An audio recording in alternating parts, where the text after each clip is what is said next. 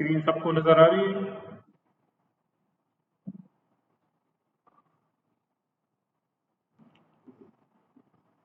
Hello, screen सबको नजर आ रही है? स्क्रीन सबको नजर आ रही है कि नहीं?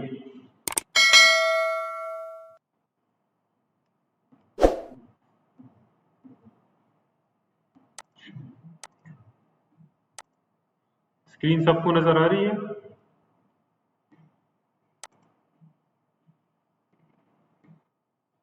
ठीक है, ओके। अच्छा, स्टार्ट करते हैं। कल का एक भाई कह रहा था कि मुझे टैक्स की समझ नहीं आई, टैक्स की जो हम एंट्री कर रहे थे। तो मैं एक छोटा सा एग्जांपल अभी वैसे ही लेते हैं, राइट चेक से लेते हैं। ये उससे रिलेटेड नहीं, ये जस्ट आपको टैक्स समझाने की है। ठीक है, समझाने का। तो उसमें ये है कि फॉर एग्जांपल हमारे पास कोई भी एक वेंडर है, इसको मैंने यहाँ सेलेक्ट किया। ठीक है, और सेलेक्ट के बाद यहाँ डेट मेट आप चेंज करते हैं, यहाँ आप लिखते हैं कि चेक नंबर भी यहाँ आप लिख सकते हैं। वैसे चेक नंबर आप यहाँ भी लिख सकते हैं। ठीक है, ये प्रिंट वाला ऑप्शन हटा के यहाँ पे आप चेक नंबर लिख सकते हैं। चेक नंबर पेमेंट में बहुत जरूरी है, बैंक रिकंसिलिएशन में काफी काम आता है। अच्छा, यहाँ पे हमने क्या किया था? यहाँ पे हमने WHT लिख के ये with holding tax on supplies, ये हमने, इससे पहले मैं कोई एक्सपेंस लिख देता हूँ। कोई भी एक्सपेंस, फॉर एग्जांपल ये ये आप लोग बस जस्ट ये सिर्फ ये टैक्स पर्पस के लिए है। ठीक है, इसको नजर, बाकी हमने ये कल किया था। तो यहाँ पर WHT में लिखता हूँ, ये विदहोल्डिंग इनकम टैक्स हेड हमने बनाया है, इसको मैंने सेलेक्ट किया। और फॉर एग्जांपल इस 5000 पे 5000 मल्टीप्लाई बाय 4.5% इस पर टैक्स है। तो अच्छा, परसेंट ये नहीं लेता,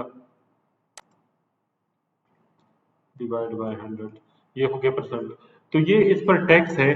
तो इसके सामने आपने माइनस साइन डालना है। माइनस क्यों डालना है? क्योंकि हम इससे टैक्स काट रहे हैं। उसकी पूरी 5000 की पेमेंट है, उसे 225 रुपए हमने टैक्स काटी है। ठीक है, तो देखो उसको यहाँ पे आप चेक कर ले, उसको अभी पेमेंट जा रही है 4775 रुपए, उसको पेमेंट जा रही है। तो ये है कि आप टैक्स, मैंने यहाँ माइनस में लिखना है। ठीक है, माइनस का मकसद है कि इस बंदे से ये पैसे मैंने काटने हैं। और यहाँ पर आप चेक कर ले, ये पेमेंट उससे टैक्स कट गया, 5000 से 2000 चले गए, तो ये टैक्स उससे कट गया। ठीक है, और इसको मैं सेव करता हूँ। जल्दी जल्दी से ट्राई बैलेंस में इसका इफेक्ट इसको बताते हैं। जी जी बिल्कुल, मैंने कर दिया, थैंक यू। तो यहाँ पर अभी हम इनकम टैक्स पे आते हैं। WHT, ये देखो सप्लाईज में अगर इस पर डबल क्लिक करें और इसके लेजर पर आ जाए, तो इसमें ये चेक करें, ये ABC से हमने 225 रुपए काटे हैं, ये टैक्स के खाते में आ गए। जब महीना खत्म होता है तो फिर ये गवर्नमेंट को सबमिट करना पड़ता है, और ये 3925 रुपए का चेक बना के डेबिट कर लेंगे, यानी वहां पर WHT, वो फिर मैं आपको बता दूंगा कि पेमेंट किस तरह करते हैं टैक्सेस की, अब उस पे नहीं आते। ठीक है,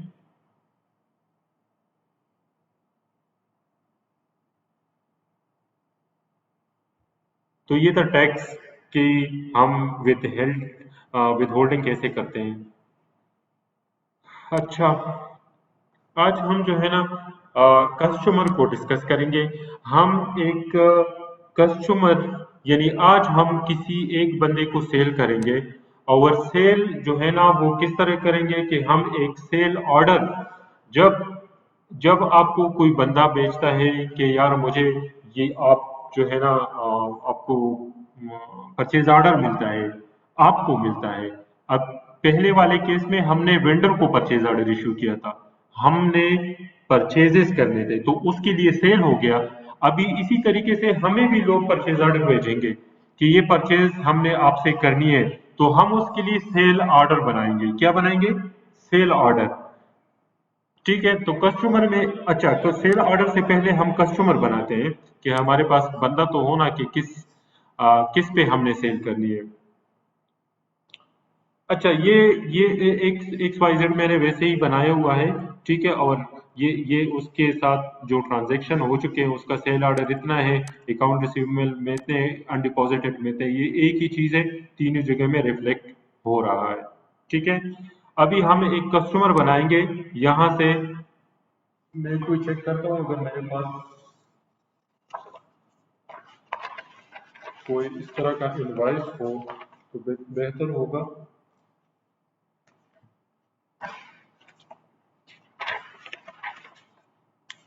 अच्छा, ये मेरे पास एक पड़ा है पावर एक्सटेंशन का।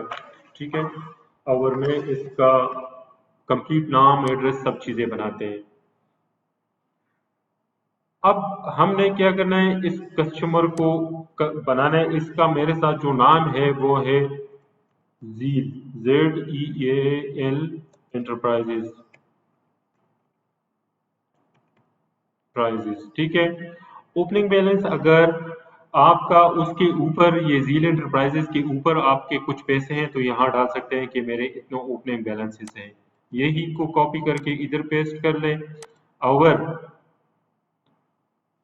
कस्टमर में किस बंदे से आपने कांटेक्ट करना है, आपने किसी पे के ऊपर सामान भेज रहे हैं तो वहां एक बंदा होगा, पूरा ऑर्गेनाइजेशन आपके साथ डील तो नहीं कर रहा होगा, कोई रिलेवेंट बंदा होगा। तो मैं कहता हूँ मोहम्मद जुबैर जो बंदा है वो है, और वो वहां पर प्रोक्योरमेंट मैनेजर है। ठीक है, यानी वो वहां पर जील एंटरप्राइजेस में प्रोक्योरमेंट का मैनेजर है, वो परचेजेस करता है, हम उस पर सेल करेंगे, पैसों मैसों के लिए हम उसे कांटेक्ट करेंगे। अब इसका फोन नंबर इस पर एक लिखा हुआ है। ठीक है, लिखा है +92 315। ठीक है, 956565 6। ठीक है, अच्छा, ईमेल इस पर भी से लिखा है, हाँ लिखा है, जील एंटरप्राइजेस @gmail.com, gmail.com। ठीक है, वर्क फोन उसका नहीं है, कोई लैंडलाइन नंबर इस पर दिया नहीं है। वैसे आप डाल सकते हैं 091 या 092, जो भी है वो आप यहाँ उसका डाल दें। सीसी में अगर कोई ईमेल आप डालना चाहते हैं, मोबाइल नंबर भी डाल सकते हैं। मोबाइल तो हमने मेल में कर डाला है। ठीक है, तो मोबाइल आप इधर नीचे भी डाल सकते हैं उसका, कोई अगर लैंडलाइन नंबर हो तो कंपनी का इधर आप डाल सकते हैं। ठीक है, ये नीचे उसका एड्रेस, इनवाइस, बिल टू में उसका नाम और चीज सब कुछ खुद ब खुद आ गया, लेकिन उसका एड्रेस हमने लिखना है। और एड्रेस है इसका FF -625 Dean Trade Centre, Peshawar Cantt, Peshawar Cantt. और पिशावर कैंट, इसका एड्रेस भी अजीब लिखा है, पिशावर कैंट। ठीक है, अच्छा, अब ये है कि इनवाइस जील को जाएगा, ये शिपमेंट कहाँ जाएगा। ठीक है, तो आपने सामान कहाँ भेजना है, हमने जील ही को भेजना है। तो आप इस कॉपी करके इसमें आप लिखे केपी। ठीक है, और 25,000, ये आप, और रीजन पाकिस्तान है, आप अपना वाला डालेंगे, ये पाकिस्तान। ठीक है, नोट कोई लिखना चाहते हैं तो लिख सकते हैं। ये हो गया उसका कंप्लीट एड्रेस। ठीक है, अच्छा, ये उसका हो गया एड्रेस इन्फो। पेमेंट इन्फो में है उसका अकाउंट नंबर, आप लिख सकते हैं यहाँ। वैसे कस्टमर के अकाउंट का हमें कोई लिख दे, अपने पास जो भी बैंक अकाउंट नंबर होगा आप लिखे। क्रेडिट, अगर आपने इस बंदे को क्रेडिट लिमिट, ये सारी चीजें हमने, वो जो जब वेंडर हम बना रहे थे यही चीजें हमने उधर भी डिस्कस किया था। आपने इस बंदे को बताया था कि 1 लाख रुपए तक सामान में आपको क्रेडिट लिमिट देता हूं, लेकिन आपने आपने 1 लाख से ऊपर जाएंगे तो अब हम आपको क्रेडिट पर, यानी कर्ज पर सामान नहीं देंगे, आपने उसमें से कुछ पेमेंट देना है। तो हम कहते हैं इसकी क्रेडिट की लिमिट है 100,000। ठीक है, पेमेंट की अगर टर्म हो, जैसे मैंने आपको डिस्काउंट वगैरह का, अगर आप डिस्काउंट देना चाहते हैं 1%, अगर 10 दिनों में उसने पेमेंट की तो 1% डिस्काउंट हम उसके देंगे, 30% पर नेट होगा। अभी हम इसको सेट नहीं करते। हॉर्ली अगर सर्विसेज परचेज करें तो जिस तरह बिलिंग लेवल हमने डिफाइन किया था कि प्राइस लेवल पहले से इस कस्टमर के लिए डिफाइन करें, ऐसे होता नहीं है, कम से कम हमारे मुल्क में तो नहीं होता। यहाँ तो आप दुकानदार के पास चले जाओ, वो पहले आपको बताएगा 1,000 रुपये, फिर आप ना थोड़ा गुजारा करो ना भाई, वो कहते हैं चलो 950 दे दो, फिर 900 पर आएगा। अच्छा, प्रेफर्ड पेमेंट मेथड उसका कैश है, चेक है, आप कर सकते हैं, या American Express, Mastercard, Visa card, debit card, gift card, e cheque, ये सारे हैं कि ये बंदा हमको पेमेंट कैसे करेगा। मैं कहता हूँ चेक पे करेगा, ठीक है। क्रेडिट कार्ड इंफॉर्मेशन, अगर वो क्रेडिट कार्ड पे पेमेंट कर रहे हैं तो क्रेडिट कार्ड इंफॉर्मेशन आप पहले से दे सकते हैं इधर। नेक्स्ट है सेल्स टैक्स। अच्छा, सेल्स टैक्स, बिल्कुल ये सेल्स टैक्स होगा, ये आउट ऑफ स्टेट कोई बुक ने खुद बनाया है, लेकिन हमें हमारे वाला यूज होगा sales tax. Sales tax if B R वाला, आप यहाँ से नया भी ऐड कर सकते हैं। ये देखें, न्यू मैं करता हूँ और सेल्स टैक्स खुद ब खुद आ गया। यहाँ मैं लिखता हूँ अ, हमारे यहाँ एक दूसरा सेल्स टैक्स चलता है सर्विसेज के लिए, KPRA, और पंजाब में चलता है PPRA, या खैबर पख्तूनख्वा रेवेन्यू अथॉरिटी है, आपका पंजाब रेवेन्यू अथॉरिटी है। वो लोग जो सर्विसेज की टैक्स होती है वो वो लोग कलेक्ट किया प्रोविंशियल लेवल पर, तो उसको आप कर सकते हैं। और इसका परसेंटेज में कहता हूँ 5% है, जो भी परसेंट होगा वो आप चेक कर लें। वो मुख्तलिफ आइटम पर, रेस्टोरेंट पर 5% है, कुछ अदर सर्विसेज पर 15% है, तो ये डिफरेंट यूज। अच्छा, कहते हैं एजेंसी, तो इसमें आप लिखेंगे, मैं इधर लिखूंगा कैपरा, आप लोग अगर पंजाब से हैं तो आप पेपरा लिखते हैं, ठीक है। मैंने कैपरा लिख दिए। क्विक ऐड में कर लेता हूँ कि कैपरा को मैंने ऐड कर दी। कैपरा यहाँ का टैक्स कलेक्शन की अथॉरिटी है। जिस तरह एफबीआर का नाम आपने सुना, फेडरल बोर्ड ऑफ रेवेन्यू, ठीक है, तो ये एक ऑर्गेनाइजेशन का नाम है खैबर पख्तूनख्वा में, जो कि सेल्स पर, सॉरी, सर्विसेज पर सेल्स टैक्स जो है वो कलेक्ट करता है, ठीक है। इदारे का नाम है जैसे नादरा, लेकिन ये टैक्स वाला इदारा है, वो शनाख्ती कार्ड वाला इदारा है, ये टैक्स वाला इदारा है। इसको हम इग्नोर कर लेते हैं। रीसेल नंबर, रीसेल नंबर, अगर आपका, आप एक आइटम को परचेज करते हैं और फिर इसी आइटम को रीसेल करते हैं, आई डोंट नो ये यहाँ पे क्या कर रहे हैं, मुझे इसका इल्म नहीं है, लेकिन यूज नहीं होता। मैं आपको बता दूंगा कल के लेक्चर में। कस्टमर टाइप, ये कस्टमर टाइप कल भी हमने, जो वेंडर टाइप था वो हमने कहा था कि ये वहां पे कुछ और था। यहाँ पे एडवर्टाइजमेंट है, रेफरल है, रिटेल है, होलसेल है। ये कौन सा कस्टमर है? मैं कहता हूँ होलसेल है, हमसे पैसे, उसका कोई रिप्रेजेंटेटिव है तो आप यहाँ से रिप्रेजेंटेटिव भी ऐड कर सकते हैं, यानी सेल पर्सन का नाम, वो सेल्स रिप्रेजेंटेटिव इनिशियल, और सेल रिप्रेजेंटेटिव की टाइप के वो परमानेंट है या जो भी है।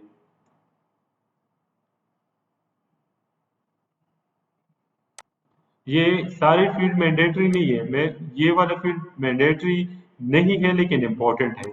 पेमेंट वाला, इसमें अकाउंट नंबर ना भी दे तो वो आपको चेक भेजेगा, तो उस पे अकाउंट नंबर मेंशन होता है, ठीक है ना। सेल्स टैक्स ये जरूरी है कि आप मेंशन करें इसमें, अगर आप इसको इनवाइस बेचते हुए सेल्स टैक्स चार्ज करते हैं तो ये जरूरी है। एडिशनल इन्फो में आप, ये कस्टमर की टाइप हमने, और अगर जॉब, अगर ये इस कस्टमर हमें एक स्पेसिफिक जॉब देता है कि आप हमारे लिए ये पार्ट बना लें, तो वो हम इधर मेंशन करेंगे कि ये इस बंदे की जॉब की डिस्क्रिप्शन ये है।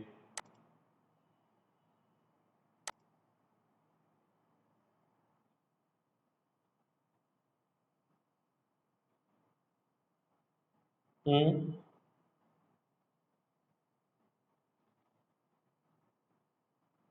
हाँ, बिल्कुल आपके, हाँ आप आपकी मुझे बात की समझ आ गई। आई होप कि आप ये कह रहे होंगे कि एक इनवाइस में उसको बेच रहा हूँ, उसमें गुड्स भी है और उसी इनवाइस में सर्विसेज भी है, ऐसे आप बता रहे हैं। देखो, अगर ऐसे नहीं बता रहे तो फिर आप आपकी पॉइंट जो है ना वो उसकी को क्लेरिफिकेशन की जरूरत है।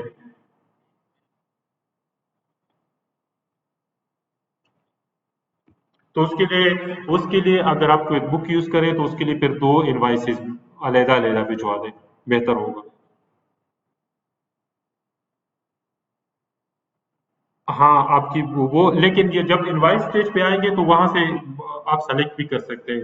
अगर आपका दो दो जो बंदा है, अगर आप दोनों यूज कर रहे हैं तो फिर जो है ना, वैसे इनवाइस के लेवल पर आप चेक भी कर सकते हैं, चेंज भी कर सकते हैं, तो फिर आप सेल्स टैक्स का ये यहाँ मैंडेटरी होगा। अगर ऊपर आपने टैक्सेबल लिखा है तो टैक्स आइटम आपको जरूर मेंशन करना पड़ेगा। अच्छा, अच्छा उसने एक्सेप्ट भी कर दिया है, मतलब है अगर आप न करें। चलो आगे चलते हैं। मैंने अभी उसमें न कैपरा मेंशन की है, न मैंने इसमें एफबीआर मेंशन की है। तो आप करते हैं एक इनवाइस क्रिएट की, क्या होता है उसमें?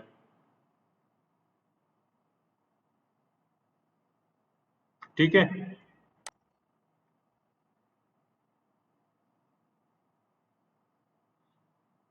अच्छा, कस्टमर में आके हम अब इसके लिए एक सेल ऑर्डर बनाएंगे। सेल ऑर्डर सेम उसी तरह का चीज़ है जैसे हम परचेज ऑर्डर बनाते हैं, लेकिन वो परचेज था उसमें हम चीज़ें खरीदते हैं। सेल में ये होता है कि हम सेल्स जो है ना, हम सामान बेचते हैं। ठीक है। तो कस्टमर हमारा है जील। ठीक है, वो उसने खुद उठाया है हमारे। आप यहाँ से चेंज भी कर सकते हैं। ठीक है, आप यहाँ से चेंज कर सकते हैं अगर कोई दूसरा कस्टमर हो। अच्छा, यहाँ पर यहाँ पर आप डेट चेंज कर सकते हैं। ठीक है, डेट आज के डेट में इशू कर रहे हैं या कल के डेट में या पिछले के डेट, पिछला डेट हो। यहाँ पर आपका सेल ऑर्डर नंबर ऑटोमेटिक आएगा। मैं आपको यही सजेस्ट करता हूँ कि आप ऑटोमेटिक पर चले तो आपकी सारी चीजें। जी, हेलो, आवाज नहीं आ रही मेरे आपको? मेरी आवाज आ रही है आप सब लोगों को कि नहीं? अच्छा, जिसको नहीं आ रही वो मुझे बता दे।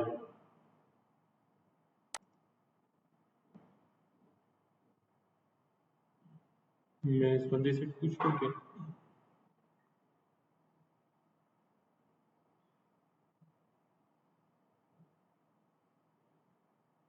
मुबीन भाई, आपको आवाज आ रही है अभी?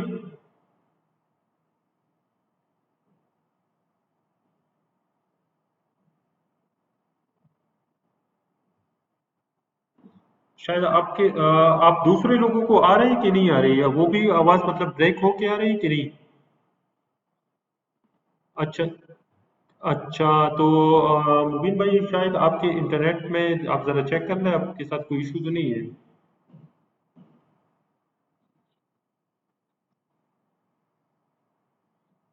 बाकी लोगों को ठीक जा रही है, इसका मतलब है कि आपके साथ इंटरनेट का थोड़ा सा इशू होगा, मुझे लग रहा है।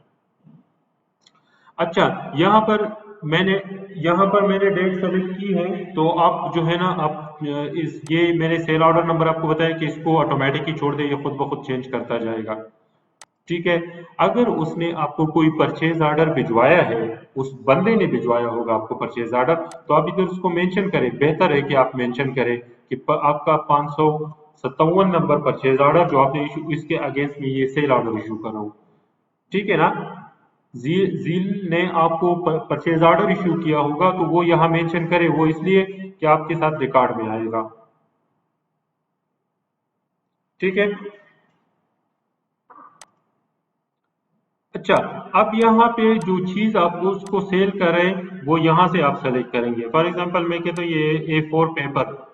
अच्छा, A4 पेपर जब आप आएंगे इस पर, तो आप चेक करें कि ये हम मुझे बता रहे हैं कि क्वांटिटी ऑन हैंड आपके साथ -1 है। मतलब है ही नहीं quantities. You don't have sufficient quantities available to sell. ठीक है। तो इस ये आपको स्टॉक का स्टेटस भी बताता है कि आपके पास कोई चीज है ही नहीं स्टॉक में, तो आप कैसे सेल कर सकते हैं। ठीक है। तो हम अभी इस तरह कर लेते हैं कि अभी हम कोई दूसरा नया आइटम बनाते हैं। ठीक है, इन्वेंट्री का पार्ट।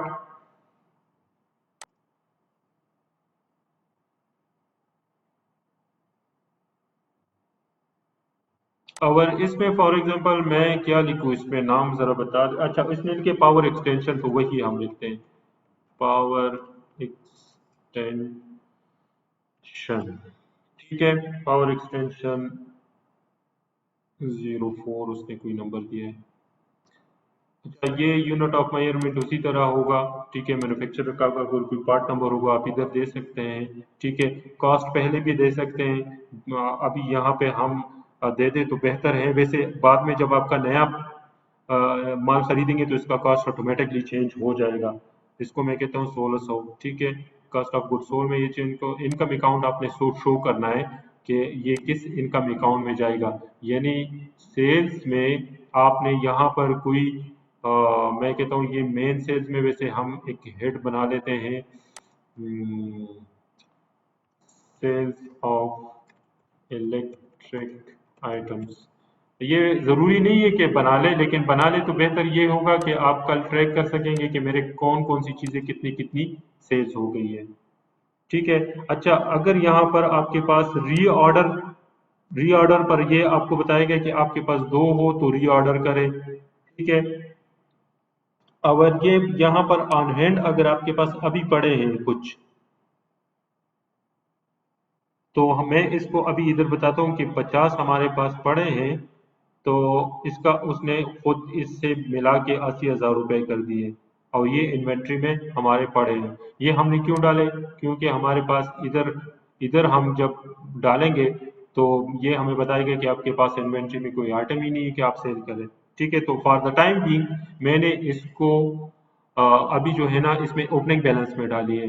वैसे इससे पहले हमने कुछ चीजें, अगर आपको याद हो, ये स्टील प्लास्टिक, लेकिन ये हमने नॉन इन्वेंट्री में डाला था तो इसको हम सेल नहीं कर सकते क्योंकि हमारे अब ये एक्सपेंस को चार्ज होगा। ये फिक्स एसेट है, ये भी नहीं चार्ज, तो इसलिए मैंने ये नया हेड बनाया है। इधर आप कुछ इंफॉर्मेशन दें कि सेल्स ऑफ पावर एक्सटेंशन, अगर जो भी आप अपने ऐसा कुछ लिखे जो आप समझते हैं कि कल अगर बंदा कोई भी बंदा मुझसे पूछे तो मुझे याद लिखे, तो वो हिसाब से डिस्क्रिप्शन में डाल सकते हैं। क्वांटिटीज आपने कितने उसको देने हैं, उसने कितने क्वांटिटीज आपसे परचेज करने हैं या आपने कितनी क्वांटिटीज सेल करने हैं, वो आप यहाँ लिखें। ठीक है, तो मैं कहता हूँ कि हमने 3 क्वांटिटी सेल करने हैं। अच्छा, यहाँ पर ये एक छोटा सा बटन है, आप चेक कर सकते हैं। ये देखो, ये काला सा, इस पर आप क्लिक करेंगे तो ये आपको स्टॉक का स्टेटस बताएगा कि क्वांटिटी ऑन हैंड मेरे पास 50 है, क्वांटिटी ऑन सेल ऑर्डर। अगर आपने सेल ऑर्डर बनाया है लेकिन अभी डिस्पैच हुआ नहीं है तो वो भी आपको बताएगा। क्वांटिटी रिजर्व फॉर असेंबलीज, अगर आपने मैन्युफैक्चरिंग के लिए कोई रिजर्व में रखना चाहते हैं तो रखा हुआ है तो वो भी आपको बताएगा। तो ये पूरा डिटेल आपको बताएगा यहाँ पे। आपने अभी हमने जस्ट 3 सेल करने हैं और यहाँ पे रेट आपने देना है उसको कि कितने में।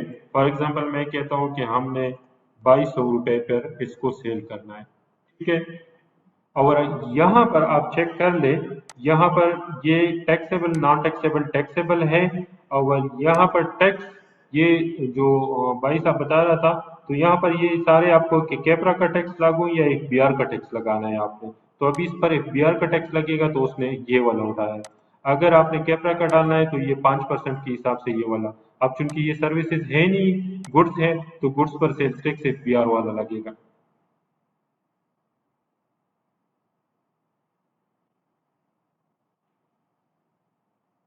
अच्छा, ये सेल ऑर्डर में एक ही चीज हमने इंक्लूड की है। आप यहाँ से इसको सेव कर लेते हैं। You have change it, okay, yes. और आउटलुक अभी हमने यूज नहीं करना, कॉन्फ़िगर नहीं है।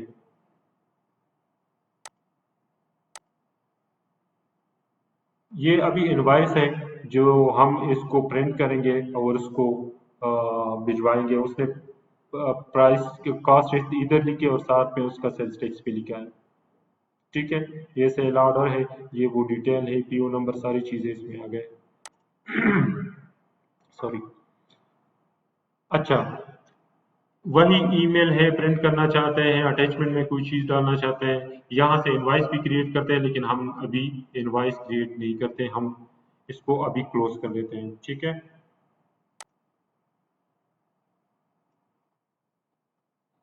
नहीं, ये सेव, इधर ये बटन है, ये सेव, ये आप चेक कर लें। और यहाँ से भी save in new, save in close. Save in new का मतलब है कि आप इसको क्लिक करेंगे तो नया, आप फिर से एक, ये देखो ये ब्लैंक वो सेव हो गया, और या आप फिर नया सेल ऑर्डर बना सकते हैं। सेव इन क्लोज का मतलब ये होता है, मैं वापस चलता हूँ।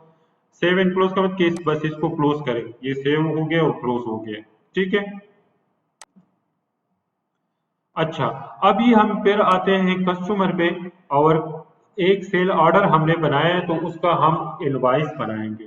ठीक है, वो सेल ऑर्डर हमने बनाया है, उसी सेल ऑर्डर का हम इनवॉइस फ्लो उसी तरीके से, वेंडर में हमने परचेज ऑर्डर बनाया था, उसका फिर इनवॉइस बनाया है। इसमें हमने सेल ऑर्डर बनाया और अब इस कस्टमर के लिए हम अपना इनवॉइस बनाएंगे। ठीक है। सॉरी, यहाँ से नहीं, एक मिनट।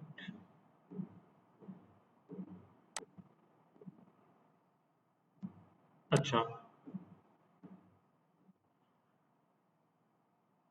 सेल ऑर्डर हमने जी,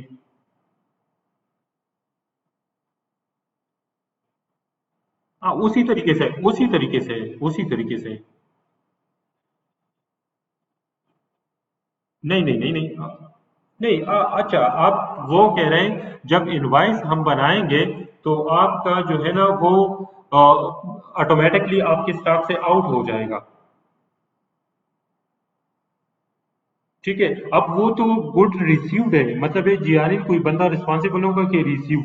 जब आप सेल बनाए ऑर्डर बनाएंगे तो सेल ऑर्डर का मतलब ये है, अब ये जीआरएल तो इधर नहीं बन रहा, ये डिस्पैच है। आपकी बात सही है कि अगर इधर एक डिस्पैच का ऑप्शन भी होता तो बेहतर होता, लेकिन क्विक बुक में डिस्पैच का नहीं है, या उसको हम कहते हैं गेट पास।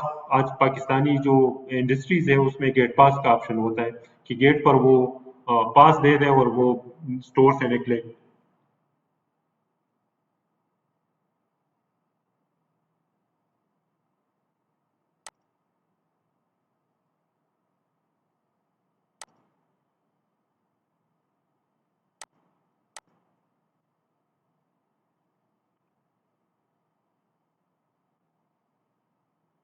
अच्छा, अभी आते हैं हम इसी का वो बनाएंगे, क्रिएट इनवॉइस। ठीक है, तो ये सिस्टम उठा रहा है लेकिन थोड़ा सा टाइम लेता है। ये देखो, उसमें जैसे ही मैंने झील को सेलेक्ट किया तो उसने बताया कि इसका एक सेल ऑर्डर है, तो आप चेक कर ले इसको और इसको ओके करें। सेल ऑर्डर ऑलरेडी बना हुआ है। ठीक है। अच्छा, ये फिर specify what to include on the invoice. Sale order आपको 5 आइटम का है, तो आप इसमें से create invoice for selected item कर सकते हैं। ठीक है, इसमें अगर 4-5 होते तो आप यहाँ इस तरह चेक कर सकते थे। हमने एक ही आइटम बनाया है तो इस एक ही आइटम है हमारे पास। अगर सेल ऑर्डर 5 आइटम का बना है तो इनवॉइस आप 3 आइटम के लिए बना सकते हैं। इसको मैंने ओके कर दिया है, तो ये देखो आइटम डिस्क्रिप्शन में आ गए, और 3 ऑर्डर थे, इनवॉइस भी 3 का हमने भेजा बना दिया है। ठीक है, रेट इतना है, अमाउंट इतना बन रहा है। सॉरी।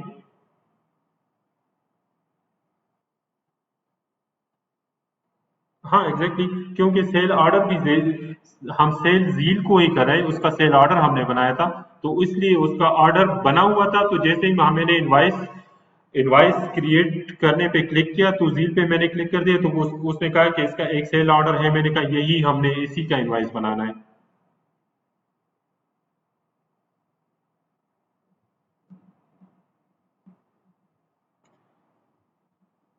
और वो जो टैक्सेस हैं वो इधर भी उसी तरीके से आए। ठीक है, यहाँ पर पेमेंट अप्लाइड, अगर पेमेंट इसमें कुछ हो चुका होगा तो इधर आपको नजर आएगा। ये सेल ऑर्डर नंबर 2 है, परचेज उन लोगों के परचेज ऑर्डर का नंबर ये है आपके साथ। तो ये उसका जो है ना इनवॉइस बन गया है। आप यहाँ से सेव का बटन भी दबा सकते हैं और यहाँ से प्रिंट प्रीव्यू में उसको आप चेक कर सकते हैं। ठीक है, तो ये देखो ये इनवॉइस जो है ना, सेल ऑर्डर में तो टैक्स का अमाउंट इधर आ रहा था, लेकिन यहाँ पर नीचे है। और अगर आप एफबीआर वगैरह में जो इनवॉइस की फॉर्मेट है वो भी इसी तरीके से कि टैक्स का जो अमाउंट हो वो इधर नीचे आ जाए।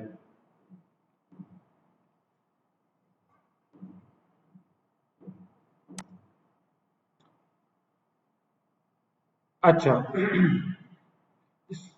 सेव एंड क्लोज कर लेते हैं। ठीक है, तो यहाँ पर ये देखो इसका एक सेल ऑर्डर है, एक इनवॉइस है। अब बुक्स में इसका अकाउंट रिसीवेबल में इसकी एंट्री आ गई है 7,722। आपको दिखाते हैं। आप आ जाए अकाउंटेंट्स में, ट्रायल्स में आ जाए। ठीक है, और यहाँ से आप सेलेक्ट कर लें फॉर एग्जांपल ऑल। ठीक है, तो ऑल ट्रांजैक्शन में ये अकाउंट रिसीवेबल है। ये देखो 7,722 रुपए आ गए हैं। आप डबल चेक कर लें इसमें। ये देखो पहले एक बना था लेकिन उसको छोड़ के ये देखो अकाउंट रिसीवेबल में डेबिट पे 7,722 रुपए ऑलरेडी पड़े हुए हैं। ठीक है,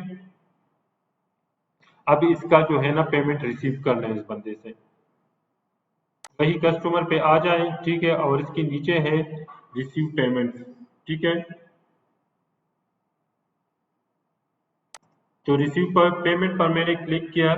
अब यहाँ रिसीव फ्रॉम का मतलब है कि किससे आपने रिसीव करना है।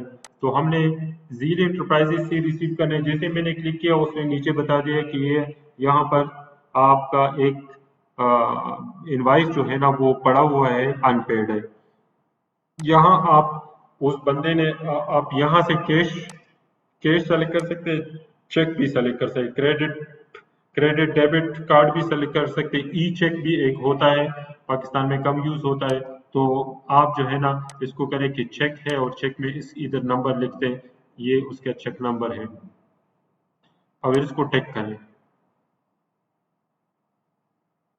ये कह रहे हैं कि अगर आपने अमाउंट नहीं बताया तो क्विक बुक ऑटोमेटिकली वो फुल अमाउंट का इसके अगेंस्ट करेगा। ये फुल अमाउंट है। इसमें आप पार्शियल भी रिसीव कर सकते हैं। अमाउंट ड्यू है 7,722 रुपए, लेकिन आप इधर इसमें से 5,000 रुपए रिसीव कर सकते हैं। ठीक है, मैंने 5,000 फॉर एग्जांपल इसमें रिसीव कर दिया। अच्छा, इधर नीचे अगर आप आ जाएं यहाँ पे, ठीक है, तो ये कह रहा है कि when finish leave this is an underpayment और write off the extra amount. नहीं, राइट ऑफ तो नहीं किए, उसने कम पेमेंट की है, इट्स ओके। ठीक है,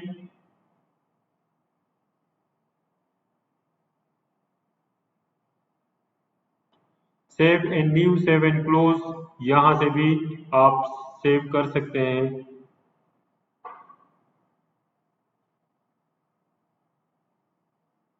प्रिंट प्रीव्यू में जरा, अच्छा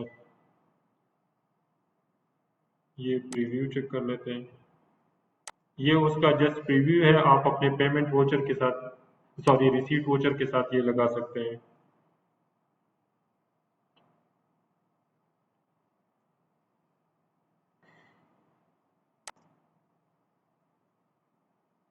अच्छा, अभी ये वाला आ गया, लेकिन ये चेक अभी बैंक में डिपॉजिट नहीं हुआ, ये आपके अनडिपॉजिटेड में पड़ा होगा। आप आ जाए उसी ट्राई बैलेंस में, अगर आप आ जाए तो ये इधर पड़ा होगा आपके अनडिपॉजिट में। ये देखो अनडिपॉजिट फंड 5,000 रुपए आपके पास पड़े हैं, ये आप चेक कर सकते हैं। अनडिपॉजिटेड मीन्स चेक आपको मिला है लेकिन अभी आपने बैंक में डिपॉजिट नहीं किया। तो कहाँ से डिपॉजिट करेंगे? बैंकिंग मेन्यू में आके मेक डिपॉजिट पर क्लिक करें। मेक डिपॉजिट पर जैसे ही आप क्लिक करेंगे तो ये आपको बताता है व्यू पेमेंट मेथड।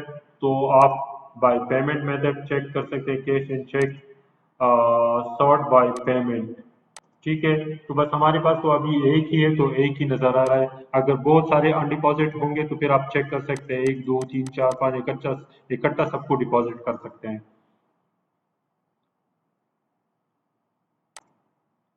ओके करें। ये ये देखो, ये अकाउंट इसने खुद सेलेक्ट किया। यहाँ पर आप देख सकते हैं कि जील इंटरप्राइजेज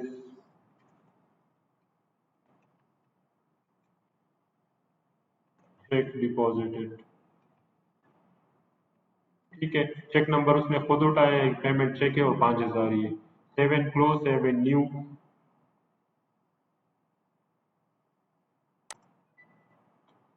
अभी आप अगर चेक करें तो ये देखो अनडिपॉजिटेड हमारा हो गया 0, ठीक है। आप डबल क्लिक करें इस पे तो ये चेक करें, ये 5,000 अनडिपॉजिटेड में पड़े थे जो कि यूबीएल बैंक में। अच्छा, इसको मैंने आपको बताया नहीं है। यहाँ पर, यहाँ से आप बैंक सेलेक्ट करेंगे कि कौन से बैंक में आपने इसको डिपॉजिट करना है, बहुत जरूरी है, और किस डेट को, ठीक है। कौन से बैंक में, ये देखो हमारे पास एक ही बैंक है तो उसने उठाया है यूबीएल, और किस डेट को आप सबमिट कर रहे हैं।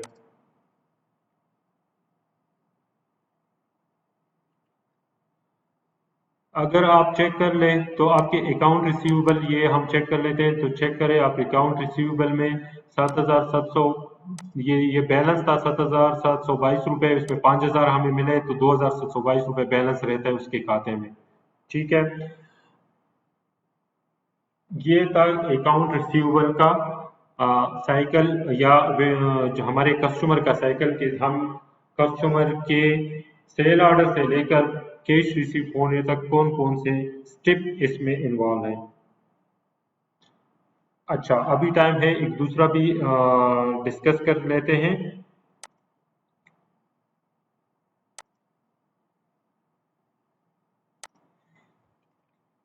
अच्छा, इन्वेंट्री मैनेजमेंट।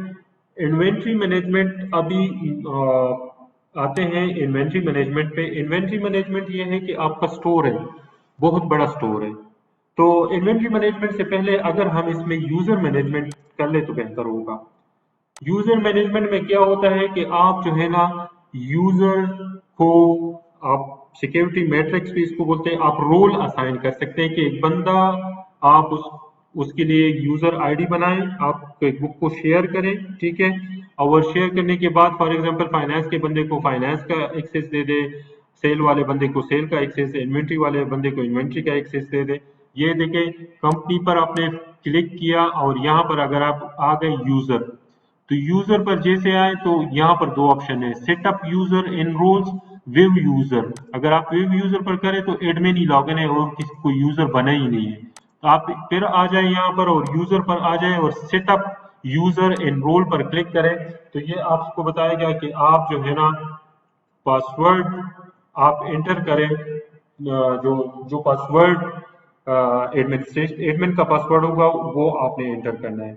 यहाँ पर क्या, आप रोल जो है ना, इस यूजर के रोल्स आप यहाँ से चेक कर सकते हैं, यहाँ से नए यूजर बना सकते हैं।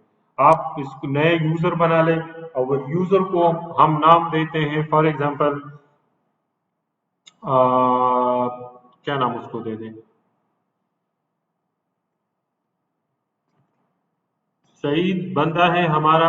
और पासवर्ड आप उसके लिए रख दें, मैंने उसके लिए रखा है पासवर्ड 1234, ठीक है। 1234, वैसे ये पासवर्ड होता नहीं है। अच्छा, ये क्या कर रहा है, इसका रूल क्या है, ठीक है। इसको आप अकाउंटेंट की एक्सेस दे सकते हैं, अकाउंट पेबल की दे सकते, अकाउंट रिसीवेबल की दे सकते हैं, बैंकिंग की एक्सेस, एक्सटर्नल अकाउंटेंट, तो ये जो ऑडिट से रिलेटेड चीजें होती हैं, फाइनेंस की एक्सेस दे सकते हैं, फुल एक्सेस भी दे सकते हैं, सब कुछ। हम इसको दे रहे हैं इन्वेंट्री के एक्सेस, ठीक है। इन्वेंट्री यानी जो इन्वेंट्री से रिलेटेड चीजें होगा, ये इन्वेंट्री रिसीव कर सकेगा। जस्ट इसका ये काम होगा, आपके परचेज डिपार्टमेंट ने परचेज ऑर्डर इशू किया है, ये स्टोर में बैठा होगा और ये जस्ट रिसीव करेगा आइटम, ये और कुछ काम नहीं कर पाएगा, इसके पास एक्सेस ही नहीं है। आप इसको ऐड करें, ये काम कर सकता है। ये ऐड बटन, इस पे मैंने क्लिक कर दिया, इस पे, इसको रिमूव कर लेते हैं। ये देखो, इस पे मैंने क्लिक किया, ऐड किया, तो ये इसका रोल आ गया है कि ये बंदा जो है ना, ओनली इन्वेंट्री जो है ना वो कर सकेगा। अच्छा, परचेजिंग का एक अलहदा से है, सेल्स का अलहदा से है, तो बहुत सारे, इसको मैंने जस्ट ये वाला दी है इन्वेंट्री का, ठीक है। और एक दूसरा भी बनाते हैं, उसको हम परचेजेस का बनाते हैं। रियाज नाम मैंने रखा, उसका पासवर्ड भी मैंने 1234 रखा, और कंफर्म पासवर्ड में सेम ऐसे ही लेके, और इसको हम कहते हैं कि इसको हमने परचेजिंग की, ठीक है। और अकाउंट्स में बिल की नहीं देते, जस्ट परचेजिंग के इसको एक्सेस देते हैं, ठीक है। तो ये देखें यहाँ पर 3 यूजर आ गए हैं, ठीक है। इस पर क्लिक करो तो ये कह रहा है ये एडमिन है यहाँ पे नीचे। ये रियाज पर क्लिक करो, ये कहता है ये परचेजिंग वाला है, ठीक है। और अगर आप सईद पे क्लिक करो तो ये इन्वेंट्री है, डबल क्लिक करने से ये एडिट में आएगा, ठीक है। इसको हमने क्लोज किया। मैं एक काम करता हूँ कि मैं जो है ना लॉग ऑफ होके फिर से आता हूँ, ताकि आप लोगों को मैं दिखा सकता हूँ। नहीं, अभी हमने नहीं करना, ये कह रहे हैं कि आप,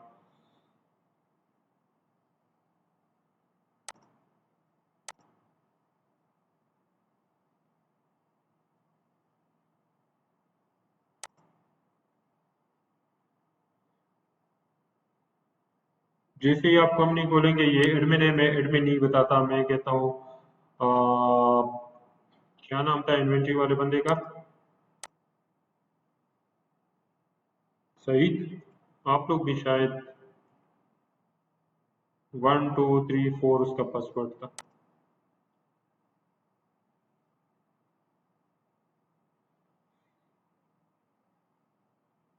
ये बहुत ज़रूरी है, जब आप किसी ऑर्गेनाइजेशन में काम करते हैं तो इसी तरह करें, तो ये आपका फाइनेंस के बंदों का काम आधा हो जाता है, क्योंकि हर चीज़ आपको तैयार मिलती है। अभी फॉर एग्जांपल मैं आता हूँ वेंडर पे, तो मैं कहता हूँ कि आप जो है ना करें, कोई क्रिएट परचेज ऑर्डर करें, तो ये तो कर सकता है। सही सही, वो परचेज वाला तो नहीं था, इन्वेंट्री का बंदा कौन था?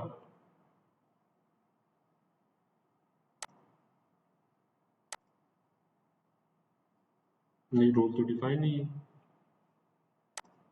एक मिनट। एक मिनट जरा चेक करते हैं। Users, you don't have permission, यहाँ तो उसने लगा दिए, जिससे,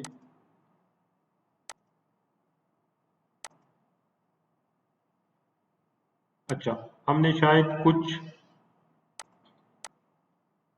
you don't have access to, ये देखो रिपोर्ट पर तो एक्सेस लगाया है, लेकिन फिर लॉग ऑफ होके हम जरा फिर से चेक करते हैं। मैं अपने एडमिन से होता हूँ, एडमिन,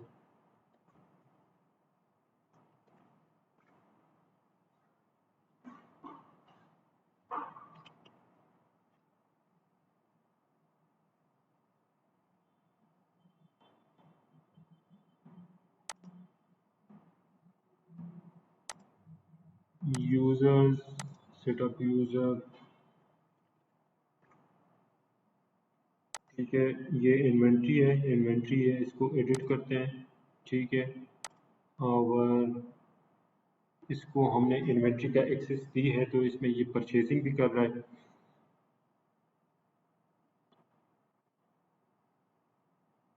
अच्छा,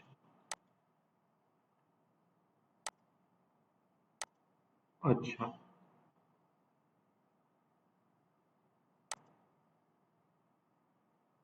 This role is designed for your staff member who work with inventory, access to areas, activities such as existing quantities। इसको अगर हम एडिट करना चाहते हैं, अच्छा यहाँ से आप चेक कर सकते हैं, ये एरियाज है जो वो देख, वेंडर्स में वो कम देख सकते हैं। अच्छा, सबसे पहले आते हैं हम जो है ना सेंटर पे, तो कस्टमर एम्प्लॉयज में ये काम कर सकते हैं। यहाँ से हम एक तो नन कर लेते हैं, ठीक है, इसको नन कर लेते हैं। कंपनी के इंफॉर्मेशन में भी ये नन कर लें, ठीक है। कस्टमर रिसीवेबल में ये बिल्कुल नन कर लें। एम्प्लॉय पेरोल में वैसे भी नहीं है। लिस्ट, लिस्ट में क्या क्या चीज़ें आ रही है, फिक्स एसेट और लिस्ट, और ये इसको छोड़ लेते हैं। रिपोर्ट्स हैं, vendors in pebbles, vendors in pebbles में इसको हमने आइटम की, इसको नन कर ले, इंटरबिल नहीं कर सकता, असेंबलीज भी नहीं कर सकता, एडजस्ट क्वांटिटी, क्वांटिटीज को एडजस्ट ना करें। स्टोर का बंदा अगर क्वांटिटीज को एडजस्ट करेगा तो फिर स्टोर में उसके साथ क्वांटिटीज अगर कम है या ज्यादा है तो वो खुद ब खुद करेगा। परचेज ऑर्डर, ये देखिए परचेज ऑर्डर हम कहते हैं नहीं, परचेज ऑर्डर इशू ना करें। ट्रांसफर इन्वेंट्री, इन्वेंट्री को ट्रांसफर करे, आइटम रिसीव करे, बस ये इसकी काफी है।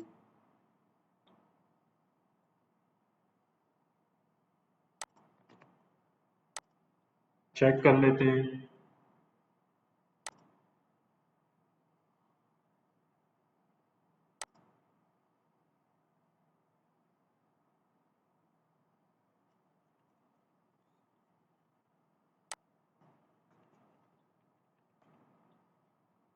पासवर्ड मैंने डाल दिए, ठीक है। अब चेक करते हैं कि क्या बताता है।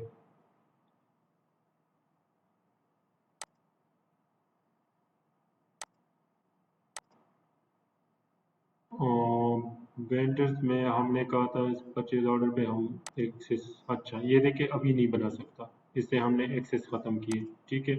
अगर हम आ जाएं और रिसीव आइटम पे क्लिक करें तो ये आइटम रिसीव कर सकता है, ठीक है। हमने इससे मोस्टली चीज़ें, ये देखो फॉर एग्जांपल मैं आता हूँ राइट चेक पे तो ये नहीं कर सकता, ठीक है। फॉर एग्जांपल मैं डिपॉजिट पे आता हूँ, ये नहीं कर सकता। तो आपने एक बंदे की रूल डिफाइन की है कि भाई साहब आप इतना काम कर सकते हैं और इतना ही। अच्छा आप मुझे अभी ये कह सकते हैं कि यार ये क्विक बुक तो एक लैपटॉप पर होगा तो कैसे कैसे होगा। मैं आपको ये भी बताऊंगा इंशाल्लाह कोर्स के कंप्लीशन पर, मैं अपने साथ नोट भी कर लूंगा कि आपने क्विक बुक कैसे अपने नेटवर्क पर शेयर कर सकते हैं ताकि 5 6 8 लोग इसको इस्तेमाल कर सके। ये इस्तेमाल हो सकता है, 30 लोग इसको इस्तेमाल कर सकते हैं सेम टाइम पे। तो स्टोर में जो बंदा बैठा होगा वो स्टोर में एंट्रीज करेगा, परचेज में जो बंदा बैठा होगा वो परचेज ऑर्डर इशू करेगा, सेल में जो बंदा बैठा होगा वो सेल सेल वाला काम करेगा, और जो बंदा फाइनेंस में बैठा है वो बस आसानी से मजे से जो जो है ना वो ये काम करते रहेंगे। क्योंकि जब आपके पास परचेज ऑर्डर बना हो तो पेमेंट आपके साथ वन क्लिक पे आ जाती है। ये किसके माइक में इशू है, बहुत ज्यादा शोर आ रहा है।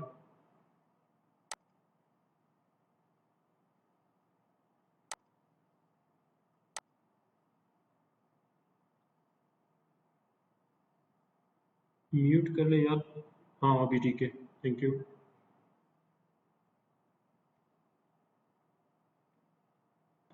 अच्छा, तो ये तो था कि रोल अभी जो है ना वो हम मैंने आपको दिखाया कि ये बंदा कुछ काम नहीं कर सकता, ठीक है।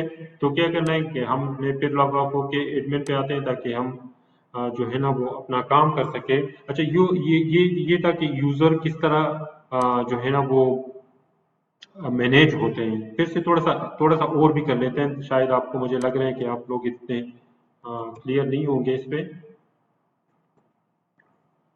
फिर से करते हैं।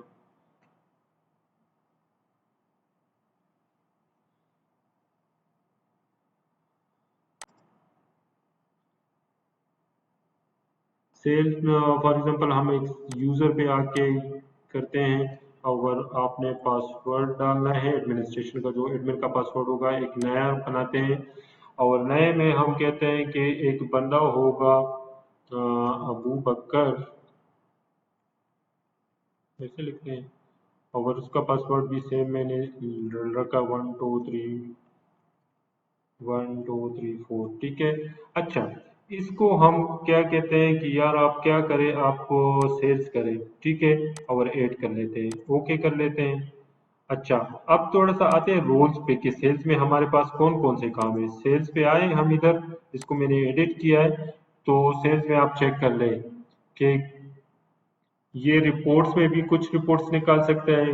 Vendors in payable, vendor in payable में ये क्या कर रहा है, ट्रांसफर इन्वेंट्री, ठीक है। ट्रांसफर इन्वेंट्री, बल्कि ट्रांसफर इन्वेंट्री दे सकते हैं आप एक्सेस, नहीं तो आप खत्म भी। अच्छा, वेंडर इन पेबल में ये इन्वेंट्री ट्रांसफर कर सकते हैं, और इसको क्या है पार्शल है, जस्ट व्यू कर सकते हैं, इन्वेंट्री देख सकते हैं, होना चाहिए इसके पास इन्वेंट्री देखना इसका। क्योंकि अगर ये इन्वेंट्री नहीं देख सकता तो ये सेल करेगा तो आगे से स्टोर में कोई चीज पड़ा ही नहीं होगा। ये एक्सेस इसके पास होना चाहिए। रिपोर्ट्स में जो है ना ये सेल्स रिपोर्ट दे सकता है, इट्स ओके, वो देख देख ले, कोई इशू नहीं है।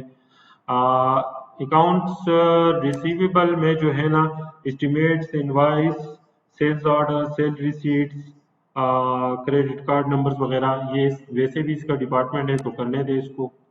अच्छा, कस्टमर सेंटर में, कस्टमर सेंटर ठीक है, कस्टमर ये बना सके, जरूरी है कि ये बना ले कस्टमर, क्योंकि ये सेल का बंदा है। ठीक है, तो मेरे ख्याल में इट्स ओके सेल के। तो ये था कि यूजर मैनेजमेंट क्या होता है, यूजर के रोल आप किस तरीके से बना सकते हैं, डाल सकते हैं। मैंने खुद दो तीन जगहों, बल्कि चार जगहों पर ये यूजर इस तरह डिफाइन करके लोगों को एक्सेस दिया था। तो मेरा काम, यकीन माने, जो फाइनेंस का काम है या अकाउंट्स है या अकाउंट ऑफिसर का काम है, वो आधा हो जाता है। क्योंकि सेल्स में आपने क्या करना होता है, उसमें आपने तो ये नहीं लिखते कि यार सेल्स जो है ना इतने, ये वाला आइटम मैंने सीखे, वो ऑलरेडी आपका सेल के बंदे ने आपके लिए किया होता है। परचेज वाले बंदे ने आपके लिए परचेज ऑर्डर बनाया होता है, जो आपने जस्ट अकाउंट पेबल में आके उसकी पेमेंट करनी है, और कुछ भी नहीं करते, और बैंक रिकन्सिलिएशन वगैरह बना के आप जो है ना वो काम खत्म करें। तो मेरे ख्याल में आज के लिए काफी है, अभी नमाज का टाइम भी हो जाएगा। आप लोगों का क्या राय है?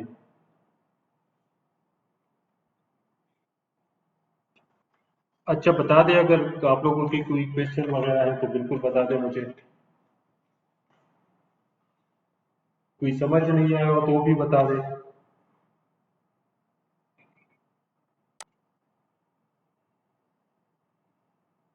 दूसरे लोग भाई साहब, आप भी कुछ कह लिया करें। आगे है ना, अभी आप इंशाल्लाह आपको फ्लो भी समझ आएगा, और जो है ना चीजें भी क्लियर होती रहेगी। अगर कोई टर्मिनोलॉजी, जो स्टूडेंट लोग हैं, टर्मिनोलॉजीज आपको समझ नहीं आती तो वो भी बता सकते हैं। अच्छा, कल फ्राइडे है ना? जी प्लीज, बता दे प्लीज।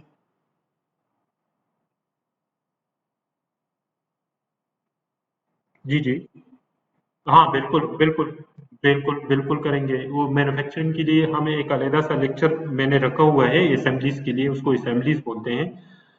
वो बिल्कुल इसमें है। इसलिए तो अगर आपको याद हो, जब हम कंपनी न्यू क्रिएट कर रहे थे तो मैंने मैन्युफैक्चरिंग सेलेक्ट किया था। अच्छा, मैंने उसी टाइम इन लोगों को बताया था कि हम मैन्युफैक्चरिंग इसलिए सेलेक्ट करें कि इसमें एक ऑप्शन ज्यादा है, जो मैन्युफैक्चरिंग का असेंबली का ऑप्शन है। तो उसके लिए एक दिन रखेंगे। वो थोड़ा थोड़ा सा कॉम्प्लिकेटेड है, कॉम्प्लिकेटेड नहीं है, बस जस्ट समझना है आप लोगों ने।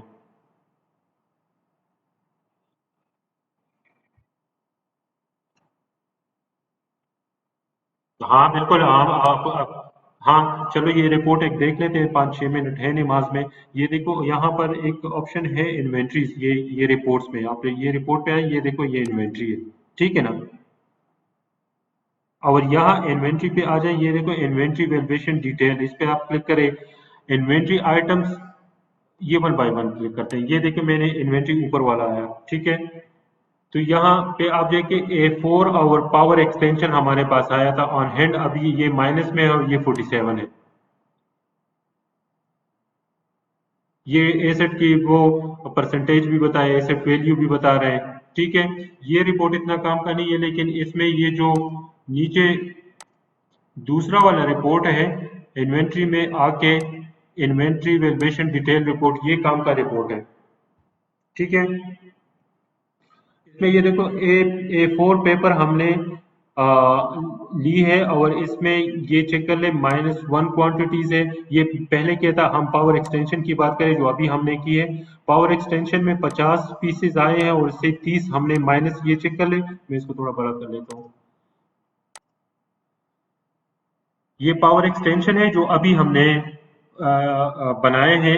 50 मैंने ओपनिंग बैलेंस में डाला था, और इससे हमने जील एंटरप्राइजेस, आप ये चेक कर ले, ये जील को हमने 3 क्वांटिटीज जो है ना वो सेल की है। ऑन हैंड अभी आपके साथ 47 है, और उसका वैल्यू आपके पास इतना है।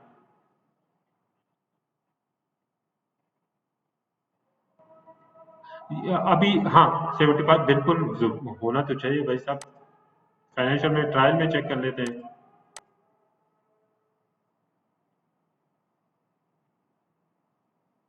इन्वेंट्री ये देखें, ये है आपका, आ रहा है आपको नजर? 75,200, ये वाला। इस पे आप डबल क्लिक करें, आप लेजर में चले जाएंगे।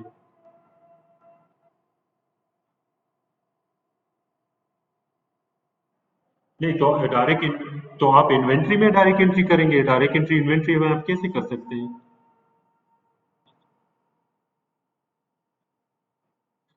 नहीं तो इन्वेंट्री का अकाउंट आप सेलेक्ट करें, इन्वेंट्री का अकाउंट तो वो चीजें हैं जो आप, जो जिसमें चीजें पड़े हैं, इन्वेंट्री है।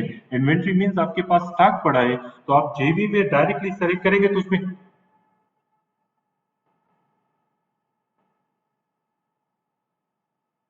ये ये गलत होगा भाई। अगर आप उसमें कोई करेक्शन एंट्री डाल रहे हैं तो आप उसी आइटम में डाल दें ना, आइटम को एडजस्ट करें। देखो आपने अगर अगर इस रेट, हाँ, अच्छा अच्छा, रेट आपने एडजस्ट एडजस्ट करनी है, और क्वांटिटीज आपने सेम रखनी है, तो फिर कर ले।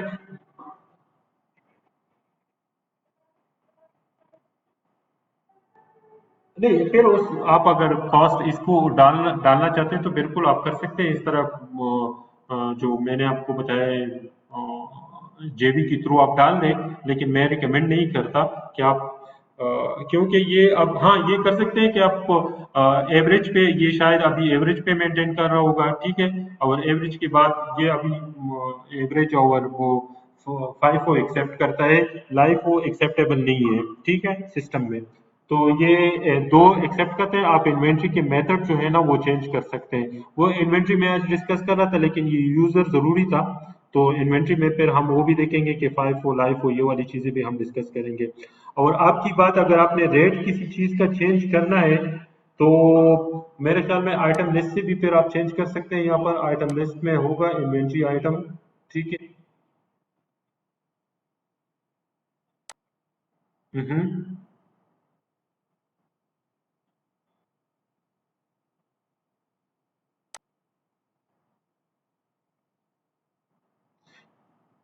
नहीं देखो, हाँ देखो इन्वेंट्री, आप ये देखो, अभी आपने फाइव को यूज करना है या एवरेज यूज करना है, ये आप डिसाइड करेंगे।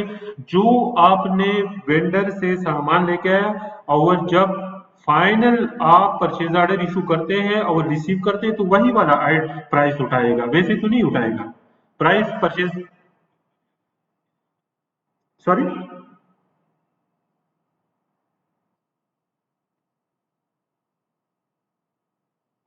हाँ, रिटर्न कर सकते हैं। अच्छा अच्छा अच्छा, आप कह रहे हैं, ठीक, तो आइटम में फिर आप जो है ना वो कर सकते हैं, वैसे इन्वेंट्री की एडजस्टमेंट भी होती है, लेकिन आइटम की प्राइस आप चेंज भी कर सकते हैं। लेकिन ये देखिए, यहाँ से कॉस्ट आप चेंज कर, लेकिन ये वो सब पे अप्लाई होगा, ठीक है ना। तो बेटर है कि आप अगर किसी आइटम में मसला है तो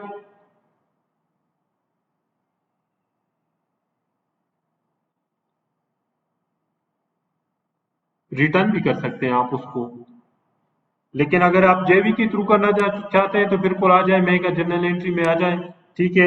इन्वेंट्री तो सेलेक्ट होगा, बिल्कुल होगा।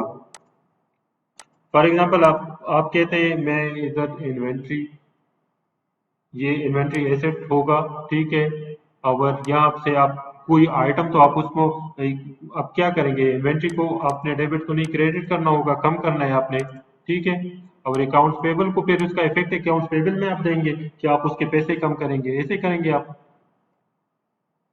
आपने बताया कि उसने मुझे रेट कम करके दी है ना।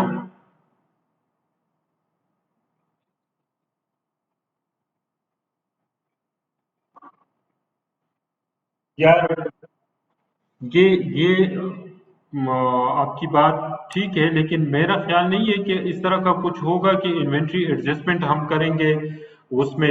और इन्वेंट्री एडजस्टमेंट में भी अभी पावर एक्सटेंशन है, पावर एक्सटेंशन में मैं दो आइटम को एक प्राइस दूंगा और दो आइटम को दूसरा, तो ये थोड़ा सा मेरे ख्याल में अजीब सा होगा।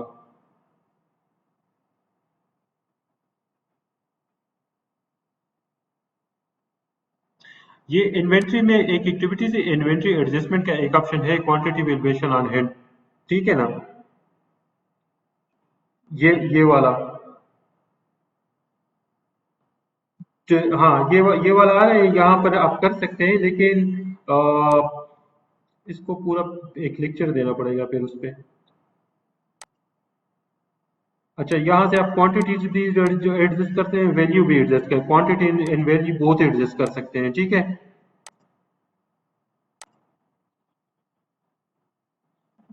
सॉरी।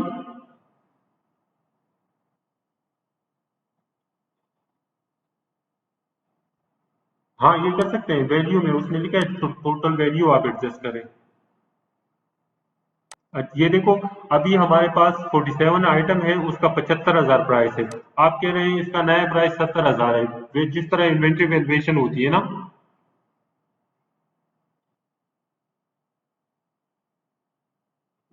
वो तो वही बिल्कुल वेंडर की अमाउंट वही इन्वेंट्री वैल्यूएशन, लेकिन जो आप बता रहे हैं वो जेवी की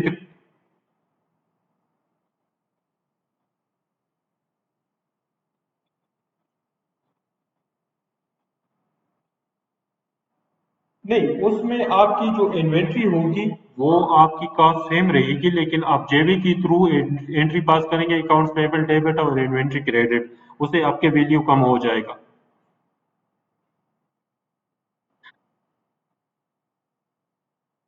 बिल्कुल आइटम की वैल्यू, लेकिन इसमें देखो, जब आपका स्टोर बना हुआ है और आप जीआरएन बनाते हैं, तो जीआरएन तक आपकी इन्वेंट्री की या आपकी फाइनेंशियल पर कोई इफेक्ट आता नहीं है। जब आपने एक बंदे को स्टोर में बिठाया हुआ है और उसका काम ही यही है स्टोर कीपर का, कि जीआरएन पर वो लिखते हैं कि the goods are received in good condition, तो फिर अगर कैसे हो सकता है कि उसके बाद वो खराब हो? हाँ, रिटर्न का ऑप्शन है, रिटर्न कर ले आप उसको, वेंडर को रिटर्न कर सकते हैं, रिटर्न का ऑप्शन है इसमें।